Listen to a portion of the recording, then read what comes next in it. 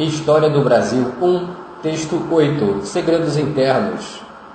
Engenhos e escravos na sociedade colonial, 1550-1835. Capítulo 14. A família escrava e as limitações da escravidão. Tu, fulano, a seu tempo, casarás com fulana. André João Antonil, 1710. São casados perante a igreja, solenemente por palavras, André Gege e Eugênia Gege, Antônio Nagô com Rita Nagô, todos os escravos do capitão Antônio de Araújo Gomes. Todos escravos do capitão Araújo Gomes, todos moradores nesta freguesia de Nossa Senhora da Purificação, e logo receberam as bênçãos segundo os ritos e cerimônias da Sagrada Madre Igreja. Registro da Paróquia de Purificação, 1785. Em face da implacável demografia da escravidão baiana e das limitações impostas pela instituição às opções e oportunidades da vida para os que sofriam o cativeiro, os escravos procuraram criar formas sociais e culturais que lhes proporcionassem consolo e apoio naquele mundo hostil.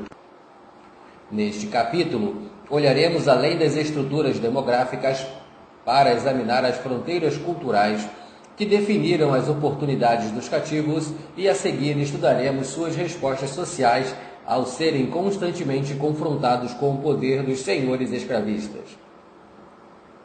A formação da família, em especial, através do sacramento do matrimônio e o nascimento espiritual do indivíduo pelo sacramento do batismo, eram dois momentos de extrema importância para qualquer habitante do Brasil colônia, e boa parte de minha discussão será dedicada a estes atos. Entretanto, devemos ter em mente desde já que a formação de unidades conjugais e, em última análise, de famílias, não dependia do casamento consagrado pela Igreja, quer para os escravos, quer para os livres. Dizer que um casal não era casado e que seus filhos eram ilegítimos não significa que eles não formavam uma unidade familiar. Ainda que legalmente pudessem ser incapacitados sob certos aspectos, podemos também admitir que o impacto e o significado do casamento e o batismo podem ter sido consideravelmente diferentes para os africanos e portugueses e seus respectivos descendentes na colônia. Não obstante, dadas as dificuldades de penetrar no mundo interior dos cativos, o casamento e o batismo são duas portas de entrada que prometem algum retorno. A importância da família. As pessoas relacionadas pelo sangue ou pelo matrimônio e que reconheciam esses laços e do parentesco em geral, há tempos vem sendo um assunto de grande interesse no Brasil. E, embora seja muito enfatizado o impacto dessas relações sobre a vida política e social, existem, na verdade, poucos estudos acerca da organização das famílias e domicílios brasileiros no passado. Isso, apesar de ser aplicável à família brasileira em geral, é ainda mais evidente no que se refere à família escrava, que supôs praticamente inexistente ou tão deformada pela escravidão que teria sido a principal causa de males sociais posteriores. Mesmo o clássico Casagrande e Senzala de Gilberto Freire, que estuda as relações entre senhores e escravos no contexto familiar, preocupa-se primordialmente com a família patriarcal da Casa Grande e não com a vida familiar dos próprios cativos. A revolução historiográfica que tem marcado os estudos sobre família escrava nos Estados Unidos e nas Antilhas não encontra equivalentes no Brasil. Neste país, a maioria dos estudiosos concorda com a abordagem que, no contexto norte-americano, caracterizou o trabalho de E. Franklin Frazier ou o relatório de Moynihan, de 1965. A escravidão é vista como uma força destrutiva que impediu ou desorganizou a vida familiar dos cativos e contribuiu para uma série de desordens na era pós-escravidão. Podemos citar aqui como principal expoente dessa posição o ilustre sociólogo paulista Florestan Fernandes, que escreveu: a família não se constituiu e não fez sentir seu influxo psicossocial e sociocultural na modelação da personalidade básica, no controle de comportamentos egoísticos ou antissociais e na criação de laços de solidariedade moral. Comprova-se isto historicamente por uma simples referência à política central da sociedade senhorial escravocrata brasileira, que sempre procurou impedir o florescimento da vida social organizada e da vida como instituição integrada no seio da população escrava. Essa é basicamente uma visão da família escrava em termos de patologia social, que relaciona o comportamento dos cativos diretamente ao poder dos senhores e não deixa nenhum espaço para os escravos como agentes. É uma visão com profundas raízes históricas. Certamente, por volta do século XIX, abolicionistas e progressistas no Brasil haviam se unido a escritores eclesiásticos no século XVIII e, em sua condenação à interferência na vida familiar dos escravos. Como podia uma pessoa obedecer ao marido e ao senhor, ou pais cativos protegerem os filhos, ou estes honrarem os pais? Perguntou um abolicionista, apresentando as inerentes contradições entre escravidão e relações familiares normais. Outros, como João Imbert, em seu Manual do Fazendeiro, acreditavam que o incentivo às famílias bem formadas e entre os cativos era um bom negócio, pois de todos os vínculos são laços de família, os que mais fortemente prendem o homem aos seus deveres.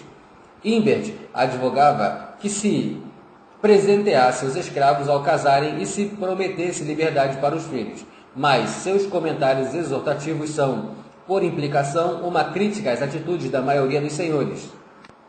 Contudo, o desinteresse dos proprietários e a escassez de casamentos na igreja não são, de modo algum, uma medida da realidade escrava e da capacidade dos cativos de criar e manter laços de afeição, associação e sangue que tivessem um significado real e permanente em suas vidas. Henry Coster, o viajante inglês que administrou o engenho em Pernambuco na década de 1810, como homem da era romântica, duvidava que pudesse existir amor verdadeiro em um povo que não atingira um certo estágio de civilização, entre aspas.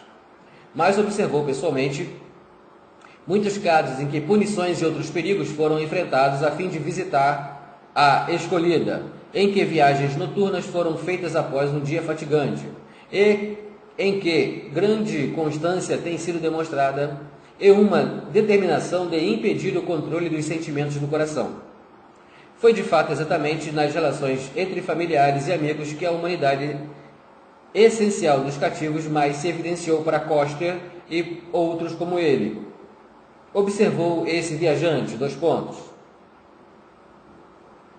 Os negros são muito afeiçoados às esposas e filhos, a seus outros parentes, quando os possuem, e a seus malungos ou companheiros da viagem que os trouxe da África.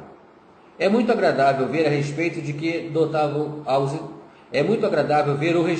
que devotavam aos idosos.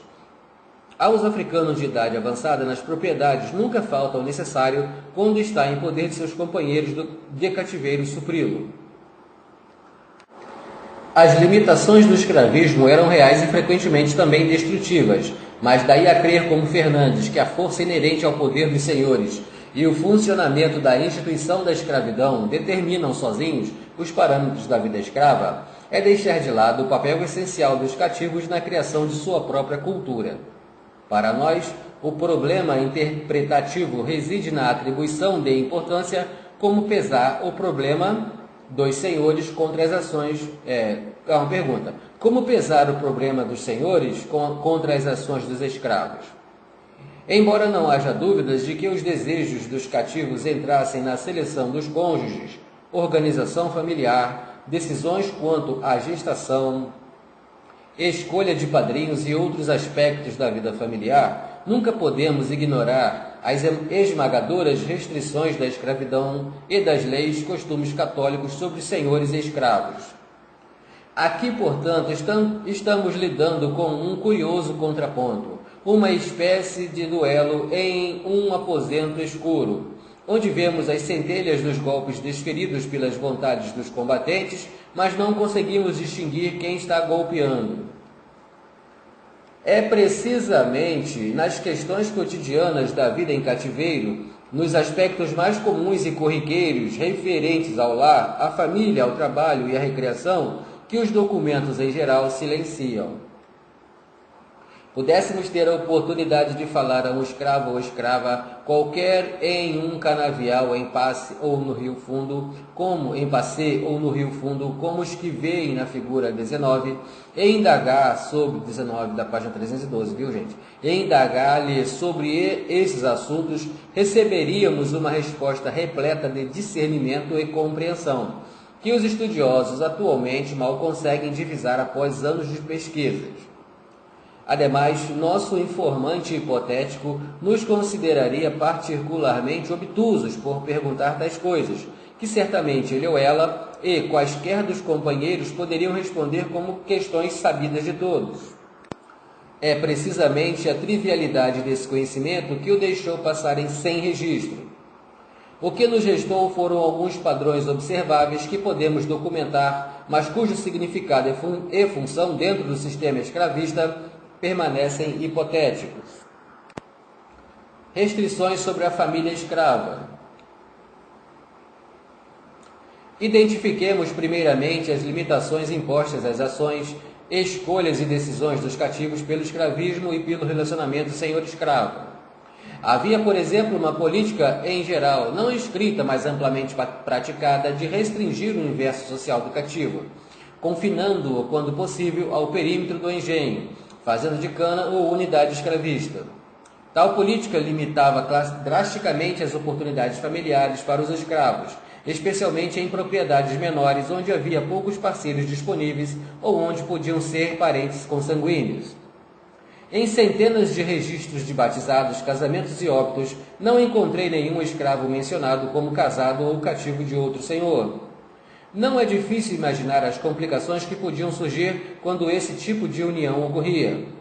Residências diferentes, separação forçada, conflitos sobre tratamento humano e direito de propriedade.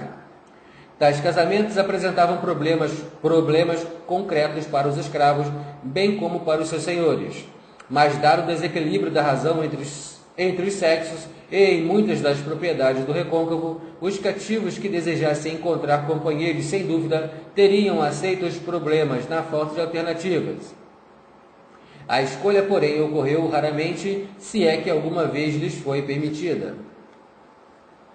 A mais clara exposição dessa política ficou-nos sob a forma das instruções operacionais dadas em 1692 ao padre Barnabé Soares, quando se preparava para administrar o engenho Sergipe do Conde.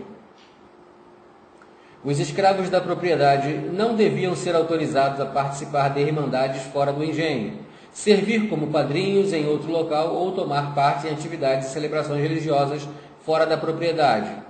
Também os escravos e pessoas livres não ligados ao Sergipe não podiam participar dessas atividades naquela propriedade. A limitação do casamento fora do engenho, portanto, era simplesmente uma extensão dessa política global destinada a restringir o universo dos cativos e limitar-lhes os contatos, isolar a escravaria do possível contágio das rebeliões ou cooperação com outros cativos das demais propriedades e torná-la mais diretamente responsiva aos comandos e desejos do seu senhor. A longo prazo, a política de circunscrição ou isolamento falhou. Os engenhos eram muito próximos uns dos outros. Durante a safra, muitos homens e mulheres em trânsito pelos canaviais com frequência encontravam cativos de propriedades vizinhas.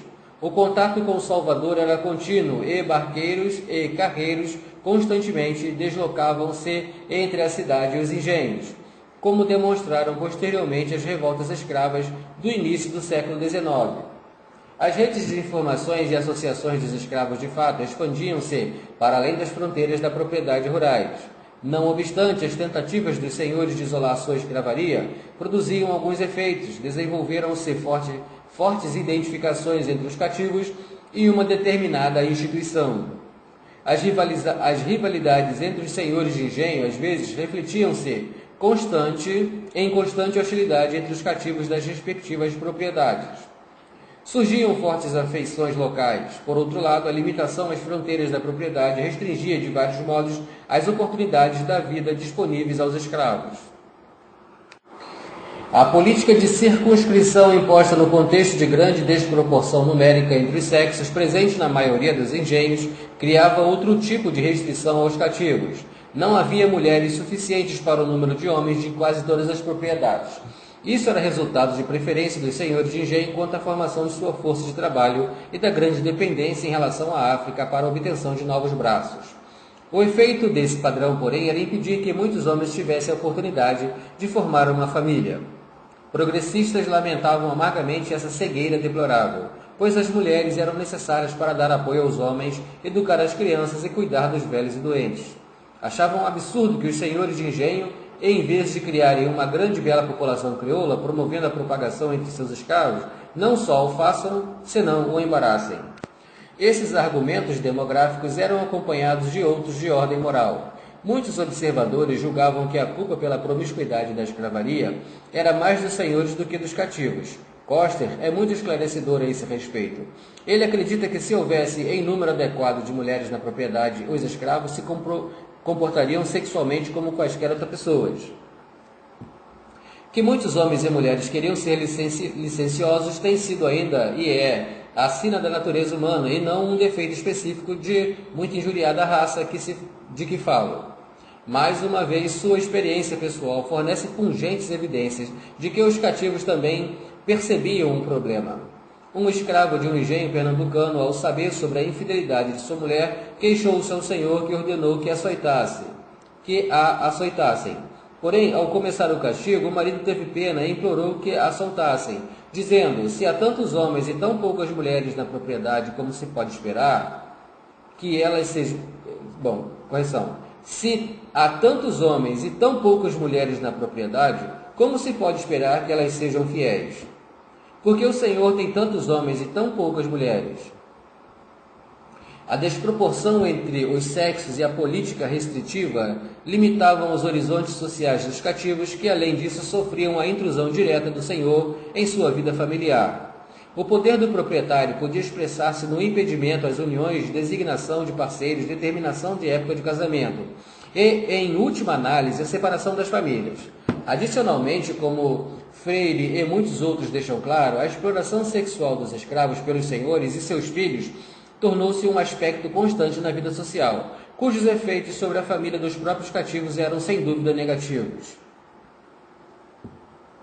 A oportunidade de os escravos formarem uniões permanentes com alguma esperança de que não seriam separados de seus cônjuges e filhos, conforme os caprichos do Senhor, parecia algo primordial para a família escrava. Como todos os aspectos da vida dos cativos, esse problema é complexo, pois temos de lidar com as formas estratégicas e oportunidades usadas pelos escravos e com as proporcionadas pelos senhores dentro do contexto de uma forte tradição católica.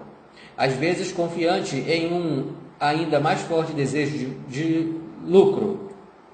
Casamento e família não estavam necessariamente relacionados no sentido de que a união oficial sancionada, patrimônio sacramentado pela Igreja, era um pré-requisito para escravos ou pessoas livres formarem família. O problema, então, tinha 4 ângulos: as normas legais e canônicas do casamento, a realidade na sociedade, as atitudes, as ações dos senhores e as percepções e atuações dos escravos. Todos eram aspectos interrelacionados e cada um demanda o uso de diferentes tipos de indícios. Apesar da ideologia oficial de o casamento como um sacramento da Igreja era incentivado entre todos os fiéis, indícios de várias espécies indicam uma situação em que se negava ou se desencorajava costumeiramente a união dos cativos perante a Igreja. Observadores, na maioria clérigos, registravam sua consternação ante a recusa dos senhores a incentivar ou permitir que seus escravos se casassem. Já na década de 1580, condenavam-se as atitudes dos proprietários, e críticas semelhantes foram renovadas durante os 2 séculos seguintes. A situação no recôncavo foi delineada em alguns pormenores em 1619, quando 2 jesuítas conduziam uma missão às fazendas e engenhos da região. Relataram terem casado 308 casais escravos que estavam coabitando pecaminosamente, muitos dos quais haviam sido proibidos de casar pelos senhores, que por algumas razões inconvenientes inventados pela arte do diabo, os haviam impedido. Os jesuítas insistiram em que se permitisse aos cativos casarem-se e disseram aos senhores que as suas responsabilidades eram como as dos pais de família, conquanto essa imagem paternal fosse usada com frequência para descrever o relacionamento entre senhores e escravos. Para a maioria destes últimos, ela possuía pouco significado prático. A Igreja na Bahia dedicou-se diretamente a essa questão em 1707, quando realizou um sínodo para estabelecer as regulamentações eclesiásticas para a recém-criada Arquidiocese da Bahia. O código resultante, as Constituições Primeiras, publicado em Lisboa em 1719, continha um conjunto de regras concernentes ao casamento entre escravos.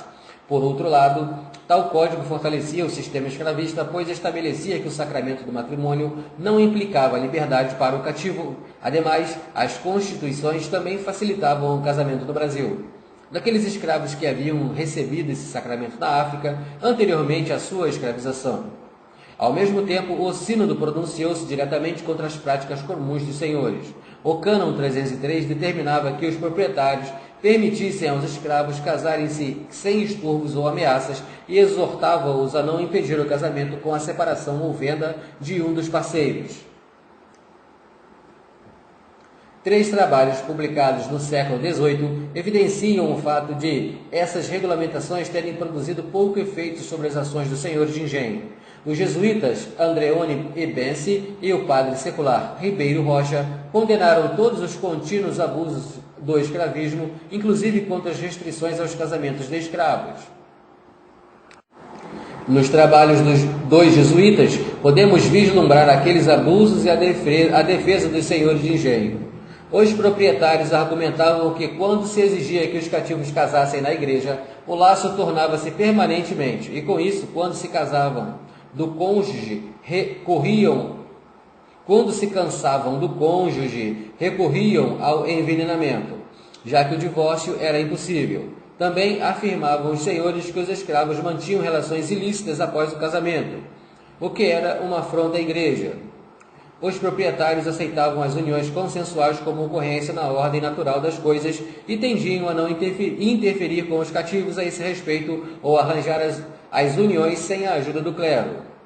Os clérigos naturalmente achavam tal comportamento irresponsável e repreensível. Benci, em sua Economia Cristã, 1705, argumentou com intencional ironia que se o fato de os escravos deixarem suas esposas para manterem relações ilícitas era uma razão para desincentivá-los a casar logo de início, então o fato de muitos senhores abandonarem suas virtuosas e honradas esposas pelos braços de suas próprias escravas deveria ser um argumento contra o casamento dos brancos. Os cativos, achava o jesuíta, deveriam ter plenas oportunidades de casamento.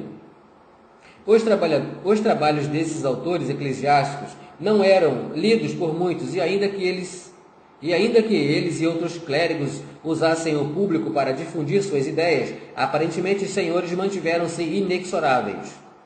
Na década de 1820, os senhores escravistas do Recôncavo ainda tinham a reputação de tratar duramente os cativos e não permitir que casassem. Para o escravo que chegava a casar-se segundo os preceitos da igreja, a escolha do cônjuge, ou mais das vezes, não era feita livremente. Antônio deixou bem claro que, entre alguns senhores, o costume era simplesmente ordenar: tu, fulano, a seu tempo, casarás com fulana, e ficava decidido o assunto.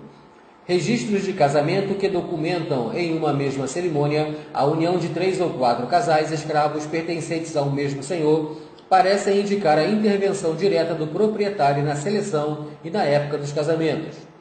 Certamente, o modelo paternalista operava nesses casos, pois na sociedade portuguesa os pais muitas vezes tinham a prerrogativa na escolha do cônjuge. Os clérigos viviam a aconselhar os senhores que tratassem seus cativos como membros da família. E nesse aspecto, assim era feito. Contudo, dado o tom usado por Antônio e o fato de muitos senhores recusarem sistematicamente a permissão para o casamento de escravos, vemos que, Fosse qual fosse a justificativa ideológica para igualar a condução da escravaria à da família, o tratamento dos cativos, na verdade, ficava em esfera muito distante. Antes que os africanos pudessem receber o sacramento do matrimônio, tinham de ser aceitos na comunidade da igreja através do batismo. Porém, também, aqui os senhores, segundo o clero, eram negligentes em suas responsabilidades. Os proprietários alegavam que os africanos recém-chegados eram demasiadamente incivilizados e ignorantes para aprender os 10 mandamentos e outros aspectos básicos do cristianismo. Mas Antonil repreendia-os, dizendo que muito depois de os boçais terem aprendido a dirigir pedidos aos seus senhores ou saber quanta cana havia na cota diária, continuavam sem receber a instrução necessária para o batismo. O ritmo lento da cristianização dos cativos começou a preocupar a coroa no final do século XVII. Em 1697, foi ordenado que, quando possível, o batismo fosse administrado nos portos de embarque e que cada navio negreiro levasse um padre ou um leigo devoto para instruir a escravaria na fé. O Conselho Ultramarino em Lisboa propôs que se pagasse a negros aculturados para essa tarefa, mais uma comissão religiosa na Bahia opôs-se, temendo que a instrução fosse dada em línguas africanas. Os instrutores negros teriam liberdade e poder excessivos. A comissão sugeriu que a instrução ocorresse no Brasil com a ajuda de escravos ladidos, e que os senhores que não cumprissem essa determinação fossem punidos.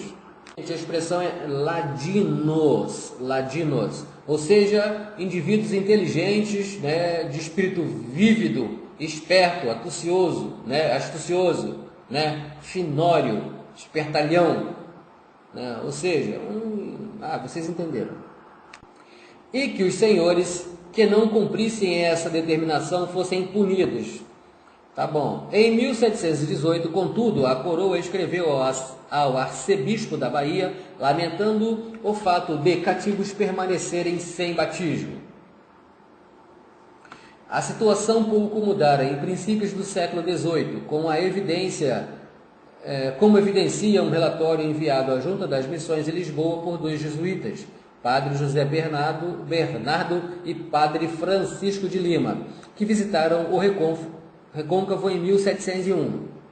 Os padres batizaram 178 escravos angolas que estavam vivendo sem o batismo ou haviam simplesmente recebido água na cabeça sem nenhuma instrução. Antes de deixarem a África, relataram também que muitos senhores de engenho, lavradores e plantadores de fumo impediam seus escravos de ir à missa aos domingos e dias santos. Para sua satisfação e supostamente a da junta em Lisboa, observaram que os cativos ignoravam as ameaças e castigos e procuravam os jesuítas visitantes.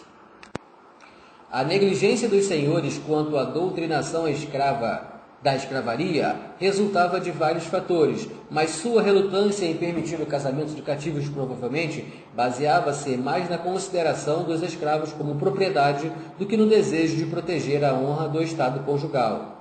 Enquanto os cativos permanecessem sem batismo e sem casamento, os religiosos podiam protestar contra o não cumprimento das obrigações morais por parte dos senhores.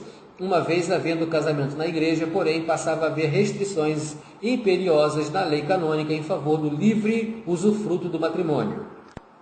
A separação dos cônjuges por venda ou por razão qualquer era condenada como uma ofensa à caridade e à lei natural. Enquanto os cativos permanecessem com suas uniões não sancionadas pela igreja, tais restrições não podiam ser aplicadas com eficácia.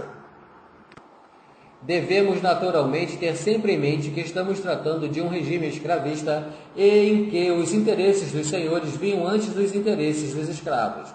Apesar das intervenções ocasionais da igreja e da coroa, a fim de melhorar as condições do cativeiro, a situação normal era o escravo não poder recorrer à autoridade que não o seu senhor.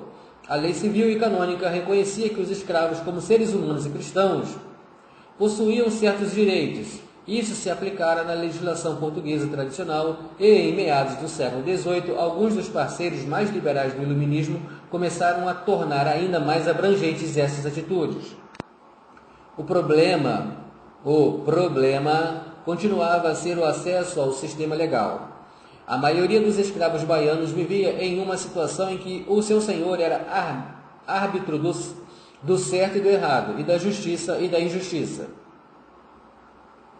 Um caso sobre o direito de um escravo ao casamento foi levado ao tribunal em 1770 e é praticamente revelador da atitude da lei quanto ao casamento de cativos no contexto destes enquanto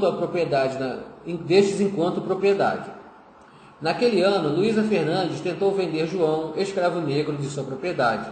Este conseguiu queixar-se no tribunal civil contra a venda. A proprietária alegou que a esposa de João, também negra, dera à luz a uma criança mulata, prova de infidelidade, e que o marido, furioso, tentara matar a esposa e a senhora. O caso é interessante sobre vários aspectos, inclusive a atitude dos cativos quanto à infidelidade. Porém, no contexto do direito dos escravos ao casamento, o julgamento do tribunal é particularmente importante. A opinião da corte foi,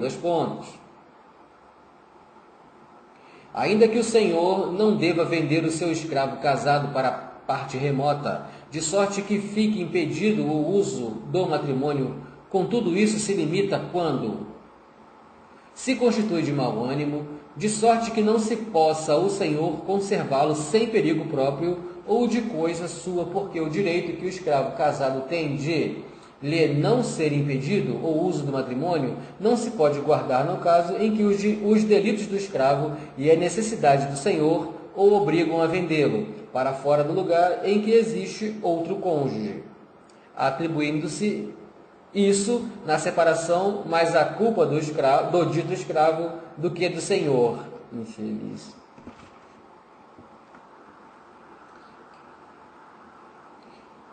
Observamos neste caso os elementos básicos do problema. O direito dos cativos de usufruírem do matrimônio, ou seja, de permanecerem juntos, é reconhecido, mas o direito do senhor de proteger sua propriedade também é mencionado. Podemos pensar que no regime escravista brasileiro, este último em geral tinha precedência sobre o primeiro. Existe, é claro, um outro lado nessa questão: o desejo ou disposição do cativo de aceitar o casamento católico com sua forma preferida de consagrar sua união. As alegações dos senhores de que os escravos costumavam usar veneno para pôr fim a uma união indesejada eram com certeza desculpas. Porém, ao mesmo tempo, devemos admitir a possibilidade de os africanos, provenientes de sociedades em que a esterilidade, feitiçaria ou outras causas justificavam o divórcio, serem infensos às limitações da indissolubilidade do matrimônio católico.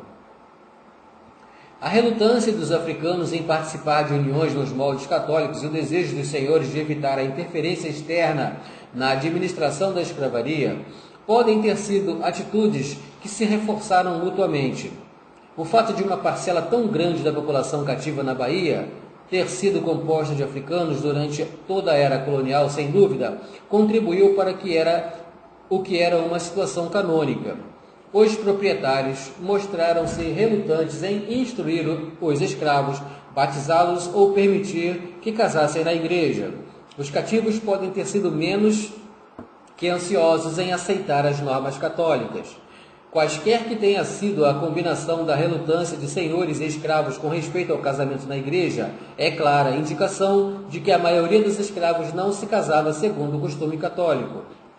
Os níveis de ilegitimidade registrados não são necessariamente um indicador de escassez de casamentos, já que os casais que acabavam por casar-se podiam ter filhos fora do matrimônio. Entretanto, no agregado, quando usados com outros dados, podem indicar um padrão geral para a frequência de casamentos. Em geral, em primeiro lugar, devemos situar os níveis de ilegitimidade no contexto geral da sociedade brasileira.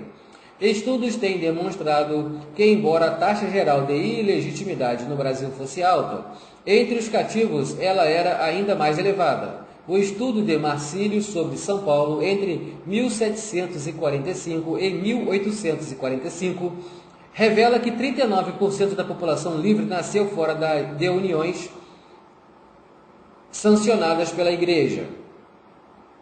Em Vila Rica, em 1804, 52% da população livre e mais 98% dos escravos eram filhos ilegítimos. Outros indícios sugerem esse mesmo padrão. Klein mostrou que em São Paulo, em 1800, a proporção de não casados entre os escravos adultos era maior que a entre os brancos e pessoas de cor livres. A análise dos Slenes sobre a população cativa brasileira em 1872 revela que, embora 27,3% das mulheres livres fossem formalmente casadas entre as escravas, essa porcentagem era apenas 9%. Todas essas evidências esparsas apontam na mesma direção. Conquanto as uniões consensuais sem a bênção da Igreja fossem, e ainda sejam, comuns na América Latina, especialmente entre grupos econômicos mais pobres, os níveis de ilegitimidade criados por tais uniões eram consideravelmente mais altos entre os escravos que entre os livres. Ainda que se possa argumentar que pessoas livres encontram dificuldade em cumprir as exigências e conseguir os papéis necessários para provar a ausência de impedimentos como pré-requisito para a publicação dos proclamas, especialmente se fossem nascidas em Portugal ou em outra parte do Brasil. Vimos que as constituições primeiras facilitaram essas exigências especificamente para os escravos. A escassez de casamentos entre os cativos deve ser atribuída a outras causas. Na Bahia colonial, a situação parece ter sido semelhante à descrita para outras áreas do Brasil. Foram examinadas amostras de certidões de batismo de 4 paróquias do Recôncavo para determinar as proporções de ilegitimidade. A tabela 45 mostra, embora os níveis...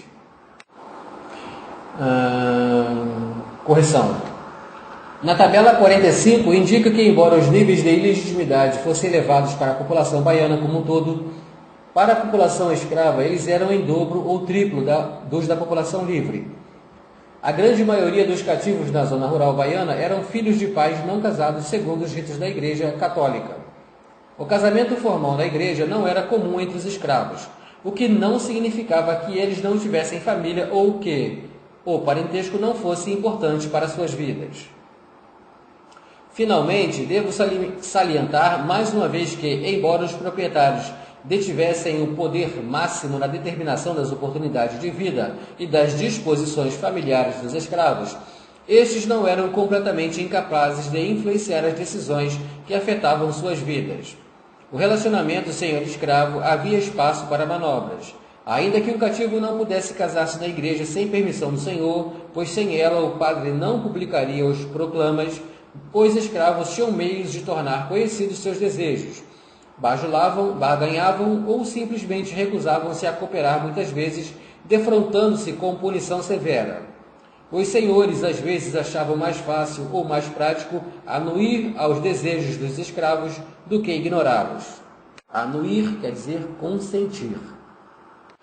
Neste caso, o que muitas vezes parecia um ditame do Senhor era, na verdade, uma transigência com as estratégias e desejos dos cativos. Em 1745, por exemplo, uma escrava do engenho Petinga foi vendida a um lavrador de cana da vizinhança. Seu comportamento seu companheiro fugiu para juntar-se a ela, e o assunto não foi resolvido enquanto o lavrador não mandou em troca um outro escravo de igual valor. O casal cativo estava determinado a não ser separado. Henry Coster relatou uma negociação desse tipo. Uma escrava procurou ser comprada por um certo senhor de engenho com a permissão de seu proprietário. Isso feito, no dia seguinte ela pediu ao novo senhor que comprasse um escravo do seu ex-dono, provavelmente seu parente ou amante. O novo senhor tentou comprar o escravo, mas o dono não quis vendê-lo. 3 dias depois, porém, a venda foi efetuada.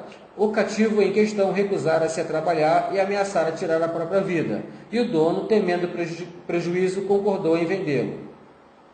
Os cativos tinham, de fato, forma de tornar seus desejos conhecidos por seus senhores. Em certa medida, quanto maior a propriedade, mais distante e menos íntimo o relacionamento com o senhor, mais liberdade tinham os escravos de tomar as suas próprias decisões e fazer seus próprios arranjos. Assim, os escravos de campo teriam estado menos sujeitos à interferência que os cativos domésticos, e os de unidades maiores teriam tido mais sorte a esse respeito do que os escravos urbanos ou de propriedade de lavradores e pequenos agricultores. Maria Graham, que visitou a Bahia em 1821, informou que os cativos que, nos grandes engenhos, trabalhavam portas afora, estavam em vantagem porque, como um deles supostamente afirmara, quanto mais o Senhor está distante de nós, em termos de local e condição, maior a liberdade que desfrutamos. Infelizmente, a grande maioria dos cativos baianos viveu em pequenas ou médias unidades, de modo que poucos possuíam o anonimato proporcionado pelos grandes engenhos, com mais de 150 escravos. A formação das famílias. Em 1811, o viúvo Alexandre Francisco, um crioulo forro, estava apaixonado. No engenho Jacuípe de Brito, em Rio Fundo, onde ele residia, vivia também o objeto de sua afeição, Joaquina Maria do Sacramento, crioula que morava com sua mãe, Ana, uma iorubá, Nagô. Alexandre pedira a essa última permissão para casar e tivera a sua resposta aceita. Foi recebido em casa e as futuras esposa e sogra cozinhavam para ele e lavavam suas roupas. Tudo parecia em ordem. Alexandre Francisco ficou chocado ao descobrir, quando tentou fazer publicar os proclamas, que a sua futura sogra levantara objeção alegando que ele era, na verdade, não forro, mas escravo e já casado. Tais acusações eram falsas e Alexandre Francisco apresentou documentos para provar isso.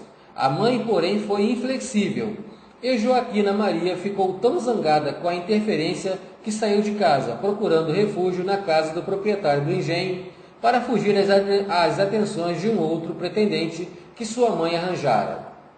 Por que sua mãe mudara a ideia e causara tanta consternação? Segundo Alexandre Francisco, fora porque ele era Nagô e, pertencendo a esse povo, deixou-se seduzir pelos de sua nação, querendo que a filha agora case com um preto Nagô.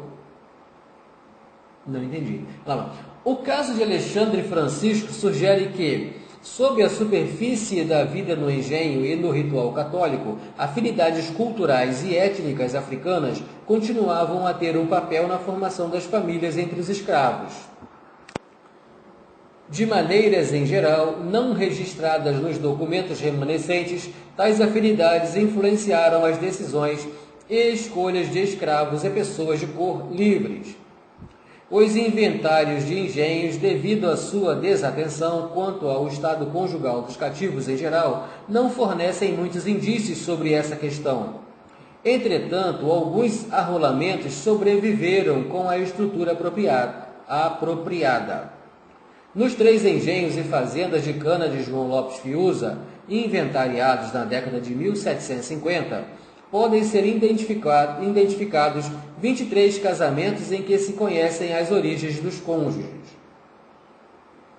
As preferências étnicas entre certos grupos africanos parecem ter sido fortes. De 11 casamentos envolvendo calabares, por exemplo, 10 eram entre homens e mulheres desse grupo. Embora houvesse uma tendência entre os povos da área do Golfo de Benin ao casamento endogâmico, o arrolamento daquelas propriedades e vários registros paroquiais indicam que cativos Yorubá, Jeje e Akan casavam regularmente entre si e, para quase todos os efeitos, podiam ser considerados como um grupo amplo, possuindo certos atributos comuns e constituindo uma fonte de cônjuges em potencial. Alguns desses padrões tornam-se mais claros em registros paroquiais. Na paróquia da Purificação, o coração da região açucareira do Recôncavo, 62 casamentos envolvendo escravos foram registrados entre 1774 e 1778. A disposição dessas uniões em uma tabela indica padrões de endogamia. A tabela 46 demonstra que havia uma forte tendência de indivíduos da África Ocidental, Guiné e do Golfo de Benin ao casamento endogâmico, ou pelo menos ao enlace dos cônjuges de sua própria região da África, quando não do mesmo grupo étnico. Os cativos de Angola eram muito menos seletivos, casando-se com outros africanos ou crioulos, aparentemente preocupando-se menos com a endogamia. Com efeito, os da África Ocidental apresentavam uma propensão 5 vezes maior ao casamento endogâmico do que os da África Central. Porém, quaisquer que fossem os padrões de preferência que separaram os vários povos africanos, maiores ainda eram as barreiras entre os africanos e crioulos. As chances de os cativos brasileiros casarem-se com brasileiros e africanos casarem com africanos era aproximadamente de 11 para 1. Esse padrão também é verificado em um estudo da paróquia de Inhambupe, onde, entre 1750 e 1800, mais de 80% dos casamentos foram entre pessoas da mesma origem ou grupo étnico. Assim, em geral, as origens, línguas e tradições comuns permaneceram como considerações importantes para os escravos africanos na escolha do companheiro. Naturalmente, os oriundos dos grupos predominantes na população da capitania tiveram as melhores chances de encontrar um parceiro de sua própria gente. Os padrões entre os crioulos e pardos merecem consideração. Os escravos nascidos no Brasil preferiam parceiros que também fossem brasileiros, embora também se casassem com africanos. A cor e o sexo parecem ter influenciado seus padrões de seleção entre os africanos de maneira não evidentes. Crioulas casaram-se com negros brasileiros e às vezes com pardos, mas via de regra as da pele clara não desposavam negros, preferindo pardos. Aqui observamos a existência de uma hierarquia, segundo a cor, em que as mulheres aparentemente casavam-se com os de situação superior, entre aspas. A hierarquia racial imposta pelos senhores tornou-se um elemento na escolha, comprovando na prática o axioma de Fanon, segundo o qual os oprimidos com frequência adotam a ideologia do opressor. Outro aspecto dos padrões de casamento entre os crioulos é digno de nota. Embora escravos de senhores diferentes quase nunca se casassem, não era incomum haver cativos casados com pessoas livres. Na paróquia de Purificação, 21% dos casamentos envolvendo 11 escravos, 13 de 63 incluíam um cônjuge forro. O padrão predominante era o de marido, 2 escravos e mulheres forras. Na maioria dos casos, os cônjuges eram crioulos. Aparecem casos ocasionais de maridos livres desposando cativas, mas são relativamente raros. Ainda que a amostra seja reconhecida e pequena, os padrões são mesmos que os encontrados em um estudo sobre Vila Rica em 1804, no qual 25% dos casamentos envolvendo escravos, 50 de 200 incluíam um cônjuge forro, novamente com a predominância 19% de uniões entre escravos e forras. Também Coster observou em Pernambuco não serem raros os enlaces entre cativos e livres. Os laços matrimoniais entre escravos e forros obviamente violavam em certa medida a circunscrição da vida dos cativos pretendida por muitos senhores, mas podem ter servido a outros propósitos, tanto para os cativos como para seus donos. Em Purificação, essa prática parece ter sido incentivada por alguns senhores, mas não por outros. 5 dos 13 casos envolveram cativos de José Pires de Carvalho e Albuquerque, senhor do engenho Cazumba. Talvez esse proprietário estivesse permitindo aos seus escravos superarem uma severa desproporção numérica entre os sexos, com a procura das companheiras entre as ex-escravas e suas descendentes que viviam nas imediações do engenho. Assim, fornecia parceiras aos seus cativos e também obtinha trabalhadoras que se tornariam ligadas à sua propriedade. Do ponto de vista dos escravos, o casamento com uma forra assegurava a liberdade legal de todos os filhos que nascessem, pois a condição social da criança dependia da mãe. Para uma escrava que desposasse o forro, a possibilidade de que ele conseguisse acumular dinheiro o bastante para libertá-la e seus filhos pode ter sido um fator de consideração. Uma vez que tão poucos escravos casavam-se da igreja, os padrões observáveis das uniões entre os dessa condição social fornecem, na melhor das hipóteses, um registro muito fragmentário e limitado da formação das famílias escravas e das escolhas ou opções disponíveis aos cativos. Existem, porém, evidências da atuação de diferentes códigos de comportamento e crença na comunidade escrava. Parece ter existido uma inerente tensão entre as preferências étnicas da África, o desejo de manter laços naturais ou elos com os ancestrais por meio da endogamia e as demandas das hierarquias segundo condição social e cor impostas pela sociedade escravista dominante. Em face das restrições do poder do senhor e das realidades demográficas da razão da masculinidade e estrutura etária, os afro-brasileiros viam-se em uma encruzilhada entre um passado africano e um presente americano, no momento de escolher um companheiro e formar laços familiares. Sua decisão pesava o conforto e a segurança de um passado em comum contra a manipulação do sistema escravista colonial em vantagem própria ou familiar. Em um lugar como a Bahia, as afinidades africanas tinham grande peso. Além disso, não é de surpreender que os cativos brasileiros e os africanos desenvolvessem estratégias diversas.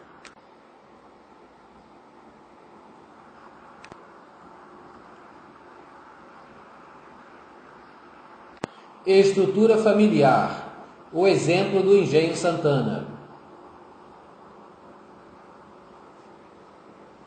Os historiadores da família desenvolveram várias técnicas de análise de registros censitários e outros arrolamentos organizados por famílias ou domicílios, a fim de examinar as estruturas de vida residencial e familiar. Em geral, para os escravos no Brasil colônia, o material necessário para tais análises é escasso. O arrolamento de escravos nos censos não é frequente e, quando existe em geral, não menciona seus laços familiares. Listas e inventários de engenhos raramente citam as relações sociais dos cativos. Assim, a análise da estrutura das famílias e domicílios no Brasil colonial vem se dedicando primordialmente aos elementos livres da sociedade. As poucas exceções são verdadeiramente exceções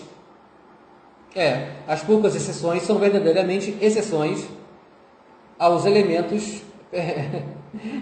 porque está repetido. As poucas exceções são verdadeiramente exceções, pois as listas que permitiam esse tipo de análise para os escravos são quase sempre referentes a propriedades de ordens religiosas ou do Estado e não representam as condições sob as quais viviam a maioria dos cativos.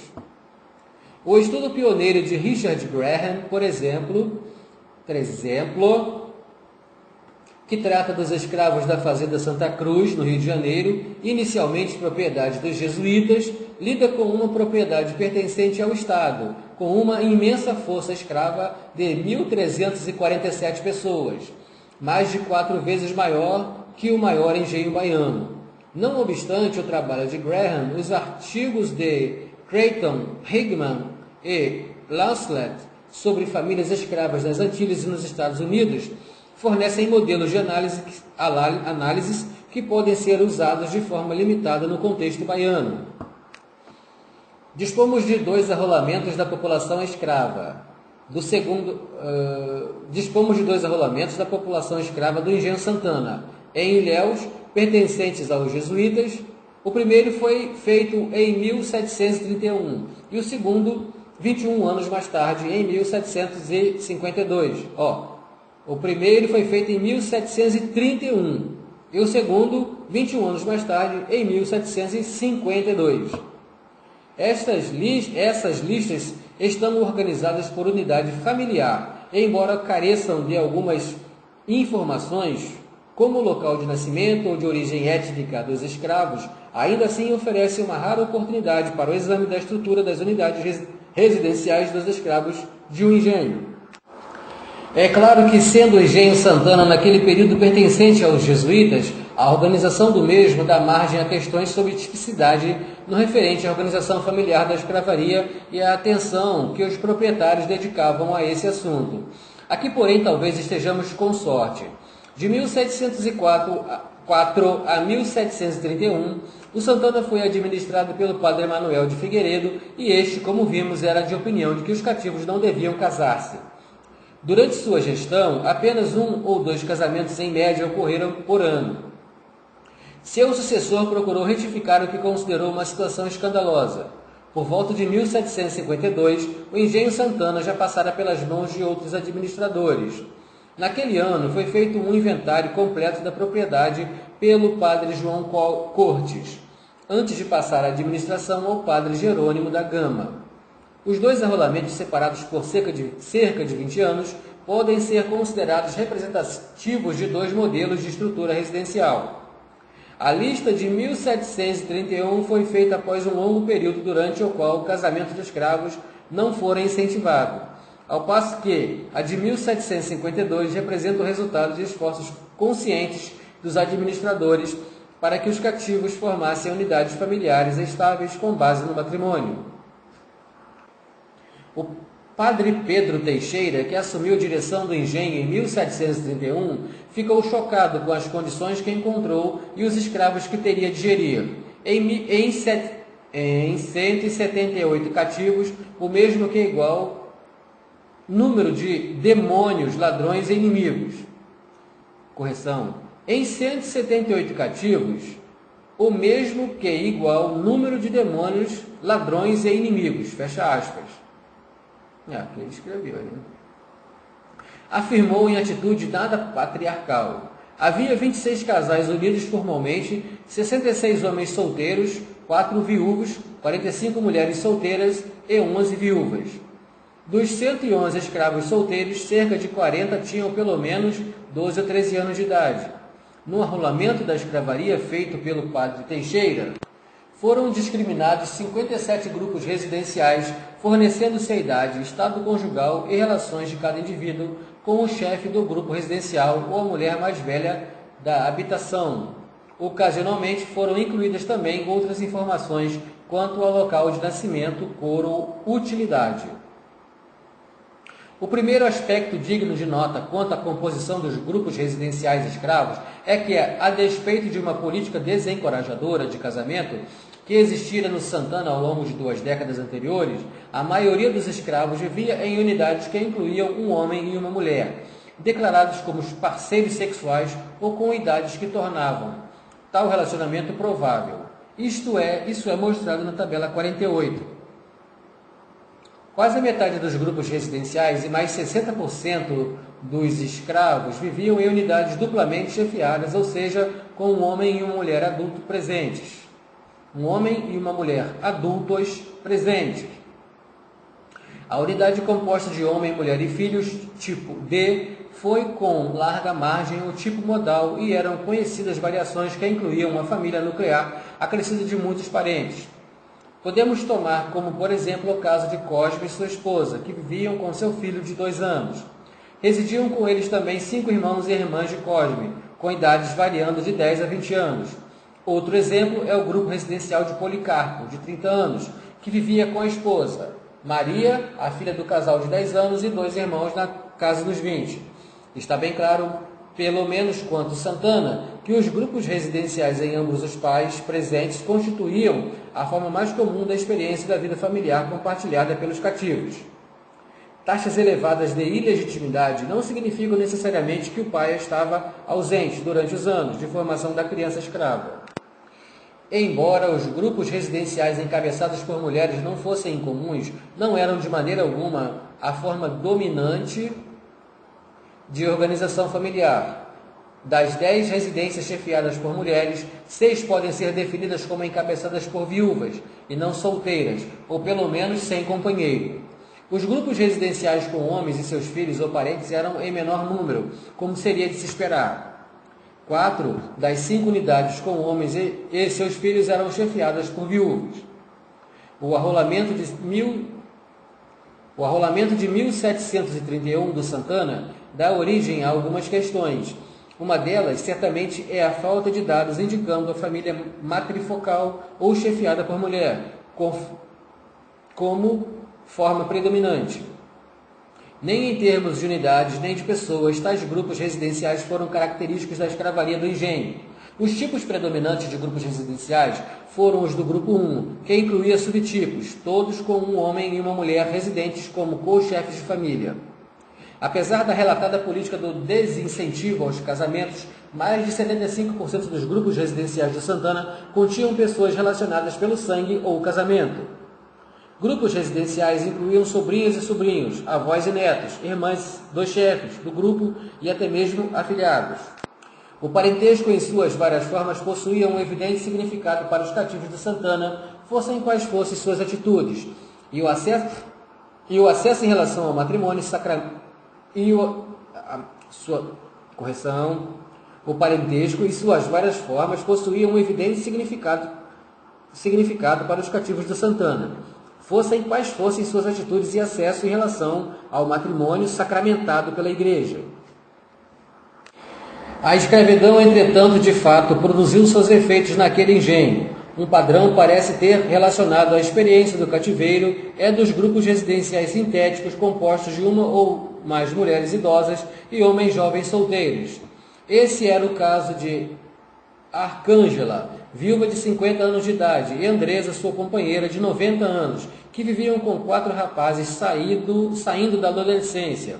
Em outro grupo, Maria Ganguela, que foi boa negra, vivia com uma mulher maneta de 28 anos e um cativo solteiro, recém-comprado de 30 anos. Tais unidades parecem ter envolvido arranjos em que mulheres idosas menos produtivas eram designadas para cuidar da moradia e alimentação de homens solteiros recém-chegados. Também havia solitários na propriedade. 10 homens e 5 mulheres viviam sós. Os homens eram de meia idade, com idade média de 46 anos. E não há nenhum indício de que fossem recém-chegados. As mulheres eram mais jovens, com 32 anos em média, se considerarmos uma delas viúva de 80 anos. No Santana, os solitários constituíam 25% dos grupos residenciais. Esse número é elevado se comparado à amostra padrão levantada pelo grupo de demógrafos de Cambridge, na qual os solitários perfaziam cerca de 9% do total dos aldeões ingleses. Também é maior que as porcentagens verificadas em pequenas amostras das Antilhas e do sul dos Estados Unidos no período anterior à Guerra de Secessão. Contudo, é claro que a alta porcentagem das unidades residenciais compostas de solitários é paralela a uma baixa porcentagem de cativos que viviam a sós. Assim, apenas 8,5% dos escravos do Santana viviam sozinhos.